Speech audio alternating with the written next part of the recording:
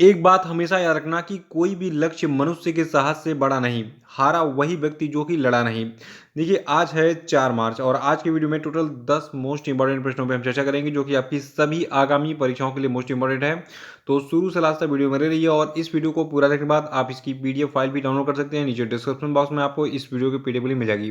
तो चलिए इस वीडियो को शुरू करते हैं। देखिए आज का हमारा पहला प्रश्न है, हाल ही में किस राज्य ने पूरे राज्य को अशांत क्षेत्र घोषित किया? तो देखिए असम की राज्य सरकार ने भी हाल ही में पूरे असम को अशांत क्षेत्र घोषित कर दिया है। देखिए आपको बता दूं जो आपका असम है यहाँ पर जो है अब जो है एप्सपा कानून लागू हो जाएगा। देखिए एप्सपा का मतलब होता है armed forces special power act यानी कि सशस्त्र बल विशेष अधिकार अधिनियम 1958। तो ये 6 और महीने के लिए बढ़ा दिया गया पूरे राज्य में।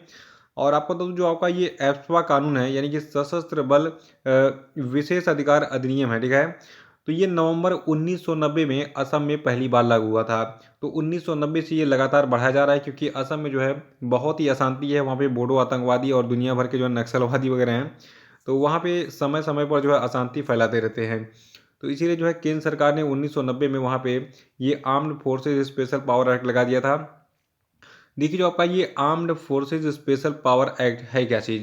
देखिए नाम से ही लग रहा है कि इसमें जो है आर्म्ड फोर्सेज जो है उनको कुछ स्पेशल पावर दिया गया है। जैसे कि जो आर्मी के जवान हैं उनको इतना पावर है, अगर किसी भी राज्य में ये एप्सपा कानून लगा है, ठीक है। तो जो आर्मी के जवान हैं वो किसी भी व्यक्ति को संदेह यानी कि शक के आधार पर जो है उसको रोक सकते हैं, हिरासत में ले सकते हैं, उसकी पूरी तलाशी ले सकते हैं और जब तक चाहे तब तक जो है वो अपनी मर्जी से उससे पूछताछ कर सकते हैं। तो ये सारे राइट्स उसको मिल जाते हैं। तो संदेह के आधार पर जो है आर्मी के जवानों को ये सारे अधिकार मिले हुए हैं, ठीक है। मतलब कि वो किसी भी व्यक्ति को संदेह के आधार पर ही केवल पकड़े, जांच करे और तब उसको छोड़े। देखिए असम राज्य की बात करें तो इसकी राजधानी है दिसपुर और असम के मुख्यमंत्री हैं हेमंत बिस्वा शर्मा और राज्यपाल है जगदीश मुखी।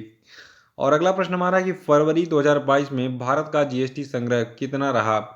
तो देखिए फरवरी 2022 में अभी हाल ही में जो पूरा डाटा कैलकुलेट किया गया और बताया गया कि वहाँ मतलब जो फरवरी 2022 का महीना था उसमें 1.3 लाख करोड़ रुपए का जो है जीएसटी संग्रह हुआ था। और इसको टोटल अगर देखिए ये राउंड फिगर में है 1.3 लाख करोड़। अगर इसको पूरा एक तरीके से एग्जैक्ट वॉल्यूम में देखा जाए तो ये टोटल अमाउंट था आपका 1,33,026 करोड़ रुपए, ठीक है। तो 1,33,026 करोड़ रुपए जो है टोटल जीएसटी संग्रह हुआ था फरवरी 2022 में। इस नेट अमाउंट को याद रख लीजिएगा। देखिए जो आपका जीएसटी संग्रह होता है इसमें कई सारे जो है जीएसटी मिले होते हैं, जैसे सीजीएसटी हो गया और इसमें एसजीएसटी हो गया यानी कि स्टेट जीएसटी हो गया और इसमें एक आईजीएसटी भी होता है, इंटीग्रेटेड जीएसटी, ठीक है। तो ये सारे अमाउंट को कैलकुलेट करके जो है इसको टोटल अमाउंट किया जाता है। तो मैं आपकी जानकारी के लिए बता देता हूँ कितना सीजीएसटी का पार्ट रहा इस टोटल अमाउंट में, कितना एसजीएसटी का और कितना आईजीएसटी का। देखिए जो आपका सीजीएसटी है यानी कि सेंट्रल जीएसटी है, ये टोटल 24,435 करोड़ रुपए रहा कलेक्शन फरवरी महीने में। और फरवरी 2022 में जो है एसजीएसटी का कलेक्शन 30,779 करोड़ रुपए रहा। और फरवरी 2022 में आईजीएसटी का कलेक्शन 67,471 करोड़ रुपए रहा। देखिए जो आपका ये आईजीएसटी है ये माल के आयात पर एकत्र 33,837 करोड़ रुपए सहित है। और साथ में देखिए जो उपकर है इसको भी जोड़ा गया इसमें। तो उपकर 10,340 करोड़ रुपए, माल के आयात पर एकत्रित 638 करोड़ रुपए सही था। तो इन टोटल अमाउंट को अगर आप जोड़ेंगे तो आपको ये टोटल जीएसटी राजस्व मिल जाएगा फरवरी 2022 का। तो अभी सरल शब्दों में दिमाग में फिट कर लीजिए कि फरवरी 2022 में जो भारत का कुल जीएसटी संग्रह है, जीएसटी राजस्व है, ये 1,33,026 करोड़ रुपए रहा। और अगला प्रश्न है कि विश्व वन्य जीव दिवस जो है ये कब मनाया जाता है? तो देखिए जो विश्व वन्य जीव दिवस यानी कि वर्ल्ड वाइल्ड लाइफ डे है, ये 3 मार्च को हर साल मनाते हैं और 2022 के लिए इसका विषय है पारिस्थितिकी तंत्र की बहाली के लिए प्रमुख प्रजातियों को पुनर्प्राप्त करना। और देखिए जो आपका विश्व वन्य जीव दिवस है इस दिन को थाईलैंड के द्वारा प्रस्तावित किया गया था और 2013 में संयुक्त राष्ट्र महासभा के द्वारा मान्यता दी गई थी इसको। अगला प्रश्न है कि विश्व श्रवण दिवस कब मनाया जाता है? तो देखिए विश्व श्रवण दिवस को हम 3 मार्च को मनाते हैं। और जो विश्व श्रवण दिवस 2022 है इसका विषय रखा गया है जीवन के लिए सुनना, ध्यान से सुनना। और आपको बता दूं जो आपका WHO यानी कि विश्व स्वास्थ्य संगठन है, तो इसने जो है 3 मार्च 2007 को इस विश्व श्रवण दिवस को जो है मनाना शुरू किया था। और आपको बता दूँ 2016 में जो है फिर एक घटना हुई। 2016 में विश्व स्वास्थ्य संगठन ने फिर इस दिवस को ऑफिशियली विश्व श्रवण दिवस के रूप में घोषित किया। देखिए 2003 में जब ये मनाया गया था तो उस समय ये इंटरनेशनल ईयर केयर डे के रूप में, यानी कि जो कान है हमारा उसके बारे में बात हो रही है, तो इंटरनेशनल ईयर केयर डे के रूप में मनाया गया था। लेकिन 2016 में जो है ये फिर विश्व श्रवण दिवस बन गया।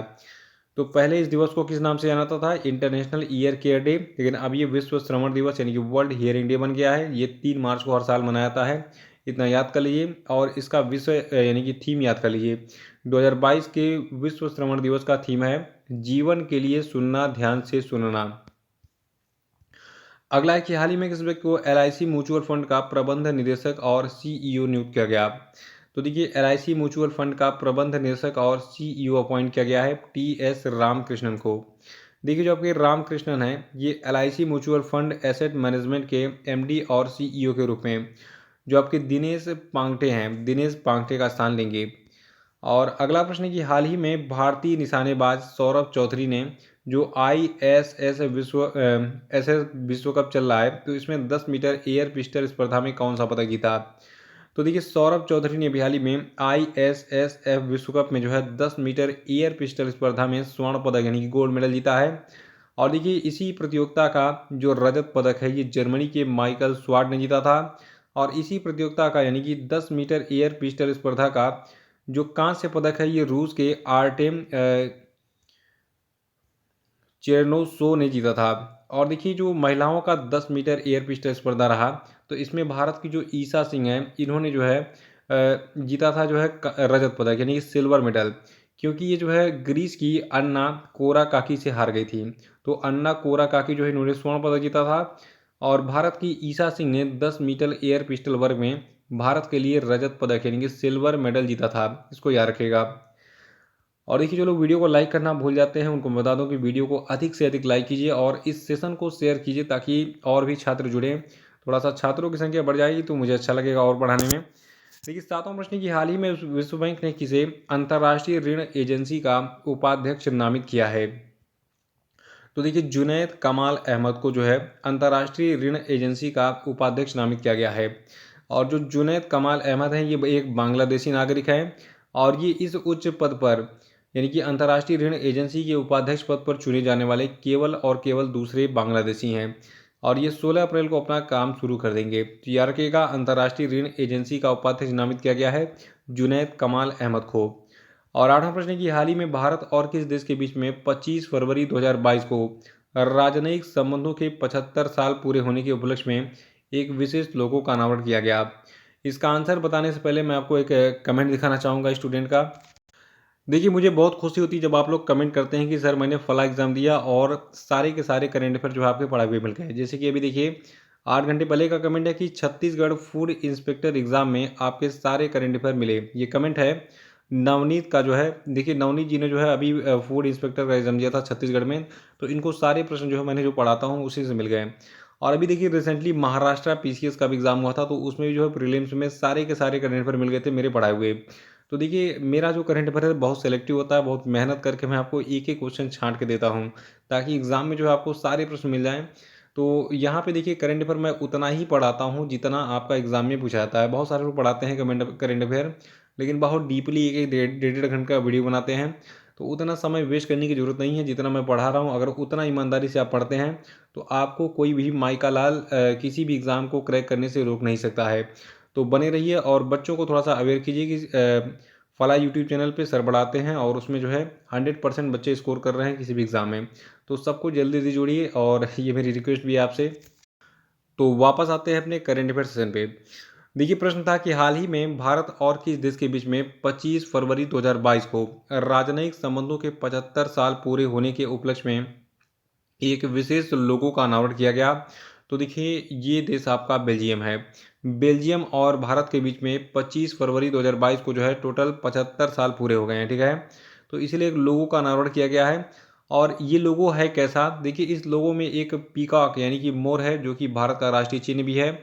और इस लोगो को भारत में बेल्जियम के जो राजदूत हैं जिनका नाम है फ्रेंकोइस डेलहे और भारत के जो राजनयिक कौन है संदीप चक्रवर्ती, इनके द्वारा जो है जारी किया गया। इसको याद रखिएगा। देखिए भारत और बेल्जियम के बीच में 25 फरवरी 2022 को जो है, याद रखिएगा, 75 साल पूरे हो गए हैं राजनयिक संबंधों के। राजनयिक संबंध मतलब हो गया कि हमारा जो राजदूत है यानी कि एम्बेसडर है वो कहाँ पे रहेगा, बेल्जियम में। और बेल्जियम का राजदूत जो है ये भारत में रहकर जो है अपनी अपनी सेवाओं, जो सरकार के निर्देश हैं उनका पालन करते हैं लोग, ठीक है। कि कैसे जो है मतलब कोई भी रिलेशनशिप, मान लीजिए जैसे कोई ट्रेड हो रहा है तो उसमें राजनयिक ही पहले हस्तक्षेप करता है। जैसे कि मान लीजिए हमें अगर बेल्जियम में 500 टन आम भेजना है, ठीक है, तो पहले हम जो है बेल्जियम के एम्बेसी में वहाँ के राजदूत जो हैं, जो कि दिल्ली वगैरह में बैठते हैं, तो वो उनसे कांटेक्ट करेंगे, भैया तुम्हारे देश में ये चीज़ भेजना है। तो फिर ये यहाँ से ग्रांट देगा, फिर वहाँ की सरकार से बात करेगा कि भैया ऐसे ऐसे ये करना है, तो वो जो है फिर उसको प्रोसीड कराने में मदद करता है। तो ये राजदूत का काम होता है। जैसे आपने पुराने ज़माने में फिल्म में देखा होगा कि राजा अपना दूत भेजता था फलाने बगल वाले राज्य में कि भैया तुम हमारा समर्थन कर दो या फिर तुम हमारे अधीन हो जाओ, नहीं तो हम तुम्हारे राज्य में अटैक करके पूरे राज्य पर कब्जा कर लेंगे। तो ये राजदूत का काम होता था, वही काम अब भी होता है, लेकिन थोड़ा सा ऑफिशियल तरीके में होता है। पहले तो कबूतर से चिट्ठी भेजी जाती थी कि कबूतर जा जा जा, पहले प्यार की पहली चिट्ठी साजन को दिया। लेकिन आजकल ज़माना फास्ट हो गया है। आजकल अगर सजनी को साजन को मैसेज करना है तो सजनी जो है व्हाट्सएप पे सीधे टाइप करेगी हाय, फिर यहाँ से साजन का आप मैसेज आ गया हाय। और ये भी नहीं है कि अब केवल टाइप करते रहो, अगर समय मिलेगा तो लोग वीडियो कॉल भी कर लेते हैं, क्योंकि इससे देखिए कम्युनिकेशन का माध्यम करने का मतलब मेरा है बहुत तगड़ा हो गया है, ठीक है। तब उतना वो वाला ज़माना नहीं रहा कि हम जो है कबूतर भेज के किसी को मैसेज करें। अब हमें किसी से भी बात करना होता है तो हम इंस्टेंट जो है तुरंत मैसेज करके, कॉल करके, वीडियो कॉल करके बात कर सकते हैं। ये सारी सुविधाएं जो है अब अवेलेबल हैं। तो ये था एक कम्युनिकेशन के बारे में थोड़ा सा अपडेट। हम बात कर रहे थे बेल्जियम की। तो देखिए बेल्जियम और भारत के रिलेशन जो है टोटल 75 साल हो गए हैं। मतलब राजनयिक संबंध के 75 साल पूरे हो गए हैं हाल ही में। कब? डेट याद रखिएगा, 25 फरवरी 2022 को। देखिए बेल्जियम के बारे में खास बात यह है कि बेल्जियम भारत के साथ द्विपक्षीय संबंध स्थापित करने वाला पहला यूरोपीय देश था, ठीक है। और देखिए बेल्जियम की बात करें तो इसकी कैपिटल है ब्रुसेल्स, और बेल्जियम की जो करेंसी यानी कि मुद्रा है ये आपका यूरो है, क्योंकि ये एक यूरोपियन देश है बेल्जियम। और अगला प्रश्न है कि हाल ही में केंद्रीय मंत्रिमंडल ने आयुष्मान भारत डिजिटल मिशन के देशव्यापी कार्यान्वयन को मंजूरी दी है, जिसमें 5 वर्ष के लिए कितने करोड़ रुपए का बजट आवंटन किया गया है। तो देखिए अभी हाल ही में जो केंद्रीय मंत्रिमंडल ने आयुष्मान भारत डिजिटल मिशन के देशव्यापी कार्यान्वयन के लिए मंजूरी दी है, तो इसमें टोटल अगले 5 सालों के लिए कुल 1600 करोड़ रुपए के बजट का आवंटन किया गया है। इसको जरूर याद रखिएगा। देखिए जो आयुष्मान भारत डिजिटल मिशन है इसके बारे में आपको बता दूं, नाम से लग रहा है डिजिटल मिशन यानी कि कुछ डिजिटलाइजेशन किया जाएगा। तो आयुष्मान भारत डिजिटल मिशन के तहत जो नागरिक होंगे ये अपना आयुष्मान भारत स्वास्थ्य खाता संख्या प्राप्त कर सकेंगे, जिससे उनके डिजिटल स्वास्थ्य रिकॉर्ड को जोड़ा जा सकेगा। और देखिए जो आयुष्मान भारत है ये देश की एक प्रमुख योजना है, जिसे सार्वभौमिक स्वास्थ्य कवरेज के दृष्टिकोण को प्राप्त करने हेतु राष्ट्रीय स्वास्थ्य नीति 2017 की सिफारिश के अनुसार शुरू किया गया था। और 10वां प्रश्न की हाल ही में अमेरिका, यूरोपीय संघ और ब्रिटेन ने किस देश पर आर्थिक प्रतिबंध लगा दिए हैं। तो देखिए अमेरिका, यूरोपीय संघ और ब्रिटेन ने अभी हाल ही में रूस पर आर्थिक प्रतिबंध लगा दिए हैं। देखिए जो अमेरिका है, यूरोपीय संघ और ब्रिटेन ने जो है रूस पर जो आर्थिक प्रतिबंध लगाए हैं, इससे जो है इसका जो स्विफ्ट सिस्टम है इस मतलब उसको क्रैश कर दिया गया है। यानी कि इसकी जो कुछ बैंक है जो कहाँ पे काम कर रहे हैं, यूरोपीय संघ में, अमेरिका में और ब्रिटेन में, तो उन सभी के जो स्विफ्ट सिस्टम है उनको बर्बाद कर दिया गया है। कहने का मतलब है एक कोड होता है स्विफ्ट कोड, ठीक है, जिसे पैसे एक्सचेंज होते हैं एक देश से दूसरे देश में। तो अगर आपका भी कहीं से पैसा वैसा बाहर से आता होगा तो स्विफ्ट कोड मांगता होगा। तो रूस को जो है रूस के सेंट्रल बैंक को जो है स्विफ्ट सिस्टम से बाहर कर दिया गया है अमेरिका, यूरोपीय संघ और ब्रिटेन के द्वारा। और देखिए रूस की जो है 63,000 करोड़ डॉलर की संपत्ति है इसको भी फ्रीज कर दिया गया है इन सभी देशों में, ठीक है, अमेरिका में, यूरोपीय संघ के जितने देश हैं सभी में और ब्रिटेन में, ठीक है। रूस की बात करें तो देखिए रूस की जो करेंसी है आपकी है रसियन रूबल, और रूस की जो कैपिटल है आपकी मॉस्को है। रूस के प्रेसिडेंट का नाम है व्लादिमीर पुतिन, जो कि काफ़ी चर्चा में है अभी। और रूस की पॉपुलेशन है 14.41 करोड़, और रूस के प्राइम मिनिस्टर का नाम है मिखाइल मिशुस्तिन। और ये जो आपका है रूस आपका जो देश है ये आपका थोड़ा सा इसका पार्ट यूरोप में भी पड़ता है, थोड़ा सा एशिया में भी, इसके इसलिए जो है इसको यूरेशिया कहते हैं हम। तो ये थे आपके आज के सभी धमाकेदार प्रश्न। और अब हम बात करेंगे आज के सभी क्वेश्चन अपडेट पे। देखिए आज पे का पहला प्रश्न है कि भारत पे के किस संस्थापक और प्रबंध निदेशक ने अपने पद से इस्तीफा दे दिया है, बताइए। और अगला प्रश्न है कि विश्व नागरिक सुरक्षा दिवस कब मनाया जाता है, आंसर बताइए। और नेक्स्ट है कि हाल ही में किस देश की लॉन्ग मार्च 8 रॉकेट ने 22 उपग्रहों को अंतरिक्ष में छोड़ा, बताइए। और नेक्स्ट क्वेश्चन है कि द मिलेनियल योगी पुस्तक के लेखक कौन है, आंसर बताइए। और पांचवा प्रश्न है कि हाल ही में किस राज्य में सड़क पर रहने वाले जानवरों के लिए भारत की पहली एम्बुलेंस सेवा शुरू की गई, बताइए। और अब हम बात करेंगे कल के पूछे गए सभी क्वेश्चन पेपर के सही उत्तरों की। का पहला प्रश्न था कि शून्य भेदभाव दिवस कब मनाया गया, तो ये 1 मार्च को मनाया गया। और अगला था कि हाल ही में किसने दुनिया के पहले पौधे से प्राप्त कोविड-19 वैक्सीन को मंजूरी दी, तो ये देश आपका कनाडा है। और अगला था कि जन औषधि दिवस सप्ताह 2022 कब से कब तक मनाया गया, तो ये 1 से 7 मार्च तक जो है सेलिब्रेट किया जा रहा है। और चौथा था कि अंतर्राष्ट्रीय महिला दिवस सप्ताह कब से कब तक मनाया गया, तो ये भी 1 से 8 मार्च 2022 तक सेलिब्रेट किया जा रहा है। और अगला था कि पैरा तीरंदाजी विश्व चैंपियनशिप में सिल्वर मेडल जीतने वाली पहली भारतीय कौन बन गई हैं, तो देखिए ये भारतीय हैं पूजा चातियान। तो इसी के साथ ये वीडियो समाप्त होता है। वीडियो कैसा लगा कमेंट बॉक्स में जरूर बताइए, इसको लाइक और शेयर जरूर कर दीजिए, और जो लोग नए हैं वो चैनल को सब्सक्राइब जरूर कर लेंगे। जय हिंद, जय भारत।